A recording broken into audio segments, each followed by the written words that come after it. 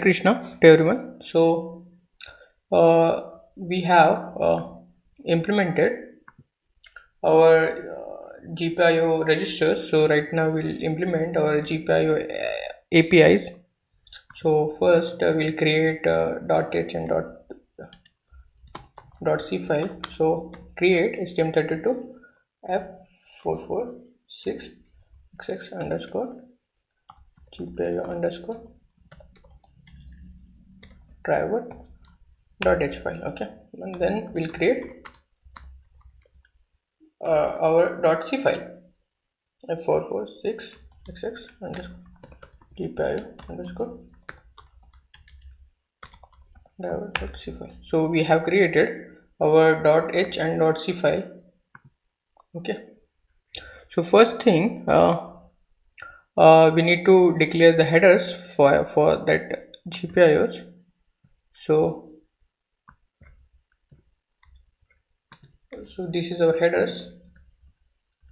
Okay, so this is our stm32f446xx GPIO driver.h, and this is the file, and author is our we are embedded galaxy team. Okay, and we'll include our GPIO HL module, like we'll mostly include our GPIO APIs. Okay, in this one. And okay, so and now this is our different sections. Okay, so this we have created for our programming practice. So if you are following our Mishra CPP guideline, so we need to follow some structure of page. Okay, so first this is include file. So in this section we'll include our file. So we need to include this file. So in this section we'll include this one. In the macro definition we'll include the define structure. In the private variable we'll define the private enum, likewise structure, global variables, and then our API interface. So here we'll declare our API interface. So whatever the global function we'll declare in this section. Okay, so first is our include section. So we'll include our stm32 file f446xx.h. okay, this is our stm we have included our stm32f4xx file.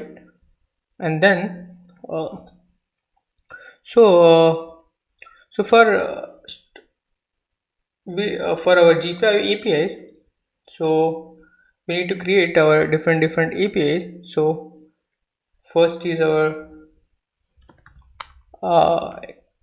GPIO init API.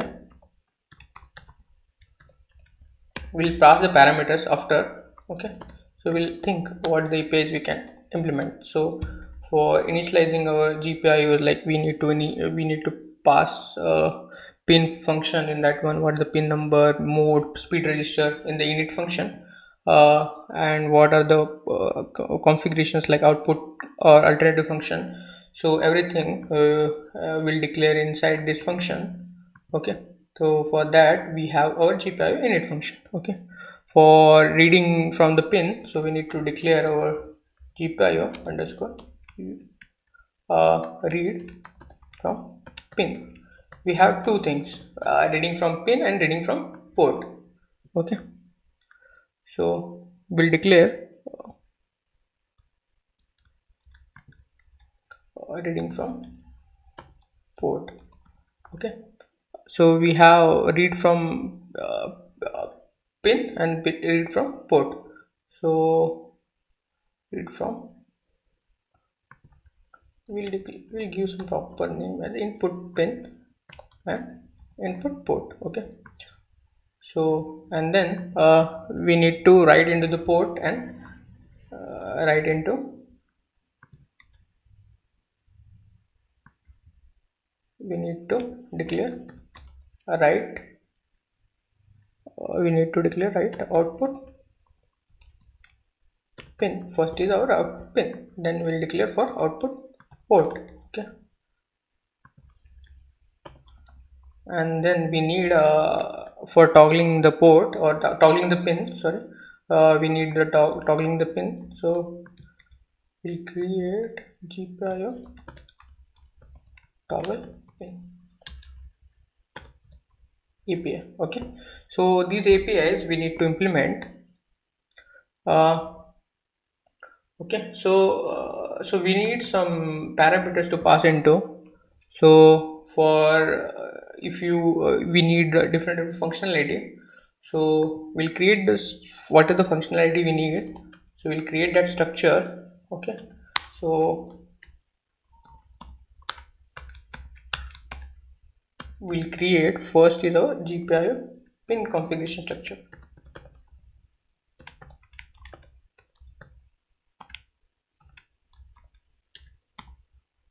First is our GPIO pin configuration structure.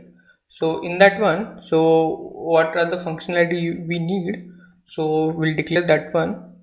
So first is our GPIO pin we need, and then we need GPIO mode, what the mode we need, and speed. Like we have speeds, like medium speed we have low speed, we have fast speed, high speed, like that we have speed.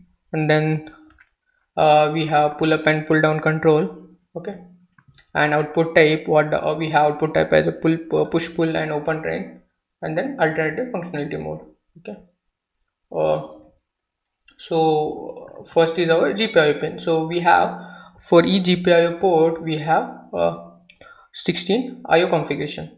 We can for each GPIO A we can access 16 IO ports. Okay, so we'll declare our pin numbers here.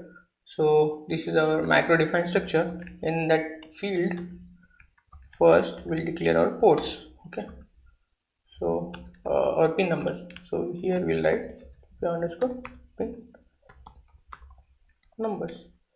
So we have GPIO. We can access up to 16 IO. Okay, so from pin 0 to 15. Okay, then second is our mode. So we have mode for, we have input mode, we have output mode, alternative function mode, analog mode. So we have different modes. We need to define that thing. So this is our mode. So for input we will declare 0, for output we'll declare 1, for define for GPI alternate function we'll define 2, or for analog we have defined 3. Okay, and then we have speed register. Okay, for speed we need to define speed then. Okay,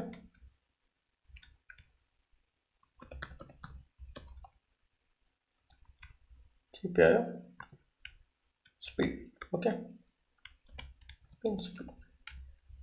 Okay, so we have low speed, we have medium speed, we have fast speed, we have high speed. So we'll define that one. So for low we'll define 0, for medium we'll define 1, for fast we'll define 2, for high speed we'll define 3. Okay, and for pull up and pull down configuration, third is our pull up and pull down control. So we have no pull up and pull down. So here we'll declare our GPIO underscore pull up and pull down. Okay, in that one we have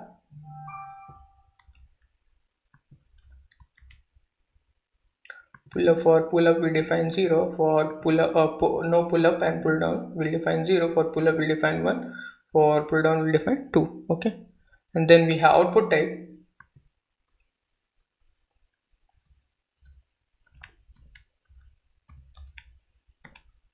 Then we have output type. Okay, for push pull and open train. Okay, so these are our output type.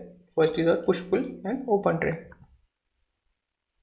Okay, so we have declared we have defined our whatever the configurations we need, pin configuration. Okay, for pin number you need from pin number from 0 to 15. So for 0 we have defined for 0, for 15 defined 15. Okay, likewise we are defined for all the pins. Okay, and now right now we have created the pin configuration.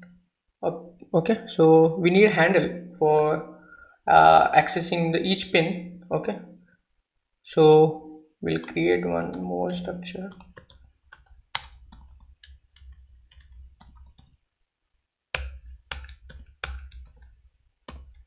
Then we have in here GPIO underscore handle structure. First is our GPIO register, and then we'll pass our pin configuration. So we can access this pin configuration from here. And this pin we need to map actually. In last lecture we have not mapped. So this is our GPIO map. So I have created here GPIO map defined structure. You can see for GPIO A, this is our GPIO register A. So, and this is our GPIO base address A. So if you want model register, so it will we can access easily by using the structures. Okay, if you want to access model register, if you want to access output type register, so you can access by using the structure. So we have created the pointer variable, so that pointer variable, it will point to all the registers. Okay, GPIO registers. So this is a GPIO X, it will point to GPIO register. Then we'll come with our API. So we will pass the parameters inside this one. So first is our GPIO unit. For GPIO unit, so if you have to initialize with different things, like if you want to initialize the mode and speed control output type alternate functionality, so we need to pass the handle structure. So you can pass this handle structure here. Okay, so we can pass the handle structure here. This is our handle structure. Okay, and for the reading from input pin, so what you need port and pin number, which, because this is from input pin, so you need the port. This is, it will point to port, and this will point to the pin number. So this is our pin numbers. Okay, reading from input port, so you need only port. You need only port. For reading writing into the output pin, so you need port and pin number and value, what the value you want to write to that pin. Okay, for reading into our output from writing into output port, so you need port and that value. Okay, and then we have toggle structure. In the toggle function, you need to pass our GPIO register and structure and pin, which pin you need to toggle. This is our GPIO toggle pin. So this is our .h function. Okay, so this is our APIs. Up to here you can complete.